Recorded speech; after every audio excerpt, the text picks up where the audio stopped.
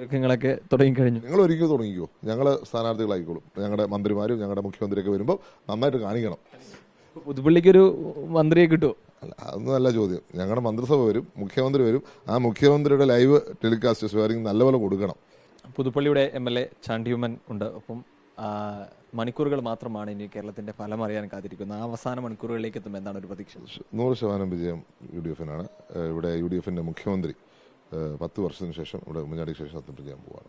മുഖ്യമന്ത്രി നേരത്തിൽ എന്തെങ്കിലും അത് ഞങ്ങൾ സമയമാകുമ്പോൾ തീരുമാനിച്ചു. പാർലമെന്റ് പാർട്ടി കൂടട്ടെ, എന്നിട്ടല്ലേ തീരുമാനിക്കാൻ പറ്റും. നിങ്ങൾ അതിനു മുമ്പ് ചർച്ച തുടങ്ങുന്നത് ഇതിപ്പോൾ കറക്റ്റാണ്. മീഡിയാസാണ് ഈ പ്രശ്നം ഉണ്ടാക്കുന്നത്. നമ്മൾ പറയുമ്പോൾ അപ്പോൾ അടുത്ത ചോദ്യം ഇതാ വരുന്നത്. നിങ്ങൾ ബോധപൂർവ്വം ഉണ്ടാക്കി വിടുന്നത് പ്രശ്നമുണ്ട്. ഒരു പ്രശ്നമില്ല. ഞങ്ങൾ പുഷ്പം പോലെ ഈ സീറ്റ് ചർച്ചയൊക്കെ നിർത്തിയോ, എങ്ങനെ ഈ പരിപാടികളൊക്കെ നടത്തിയോ, പുഷ്പം പോലെ ഞങ്ങൾ ഇത് നിർത്തും. പുതുപ്പള്ളിയിലെ സംബന്ധിച്ചോളം എന്താണ് ഒരു പ്രതീക്ഷ? കഴിഞ്ഞ വർഷത്തെ ഭൂരിപക്ഷം ഉയർത്താൻ കഴിയും? കഴിഞ്ഞ പ്രാവശ്യത്തെക്കാട്ടി വലിയൊരു ജനവികാരം ഇവിടെ ഉണ്ട്. തീർച്ചയായിട്ടും അതിലാണ് ഞങ്ങൾ പൂർണ്ണ പ്രതീക്ഷ വെച്ചിരിക്കുന്നത്. ജനങ്ങളൊപ്പം ഉണ്ടാകുമെന്ന് ഉറച്ച വിശ്വാസം? ഒരു സംശയം വേണ്ട. ജനങ്ങൾ അത് പോളിംഗ് ഡേയിൽ കണ്ടതാണ്. ആളുകളുടെ വികാരം. ഞാൻ ഇലക്ഷൻ മൊത്തം എന്താ പറയുക, ഞാനൊരു 6 മാസമായിട്ട് തന്നെ ഫീൽഡിലുള്ള ആളാണ്. ഇവിടുത്തെ 2000-ഓളം വീടുകൾ ഞാൻ എൻ്റെ പഞ്ചായത്ത് ഇലക്ഷന് കയറി.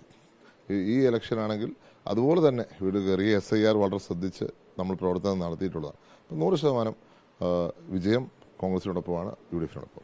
ചാണ്ടിയുമ്മന്റെ കാര്യം പറയുകയാണെങ്കിൽ മറ്റ് MLA-മാരെ വെച്ച് നോക്കി മറ്റ് മണ്ഡലങ്ങളിലേക്ക് പോലും പോയി തെരഞ്ഞെടുപ്പ് പ്രചാരണം നടത്താൻ കഴിഞ്ഞൊരു MLA-ആണ്. അപ്പോൾ അവിടെയൊക്കെ പോകുമ്പോൾ പൊതുവിലുള്ളൊരു വികാരം ഒരു കൃത്യമായി പറയാൻ കഴിയും. അവിടെയൊക്കെ പോകുമ്പോൾ ഉണ്ടായിരുന്ന ഒരു പ്രതികരണം അതൊക്കെ എങ്ങനെയായിരുന്നു? തീർച്ചയായിട്ടും അത് പോസിറ്റീവായിട്ട് തന്നെ. പ്രത്യേകിച്ച് അപ്പയ്ക്ക് നീതി കഴിക്കേണ്ട ഒരു തെരഞ്ഞെടുപ്പായിട്ടാണ് ഞാൻ ഈ തെരഞ്ഞെടുപ്പിനെ കാണുന്നത്. അപ്പം UDF-ന്റെ വിജയം അദ്ദേഹത്തിന് ഫൈനലായി നീതി കൊടുക്കും.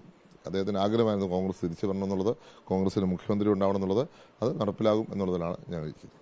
ഈ ഒരു എക്സിറ്റ് പോളുകളൊക്കെ വന്നതിൽ പോലും ഒരു 75 വരെയാണ് മാക്സിമം ആവറേജ് ആയിട്ട് വരുന്നത്. അത് ഏതെങ്കിലും തരത്തിലൊരു ആശങ്കയാവുന്നുണ്ട്? എല്ലാം ജയിക്കുമെന്ന് പറയുന്നില്ലേ. റിപ്പോർട്ടറിന് ആശങ്ക കൂടുതൽ.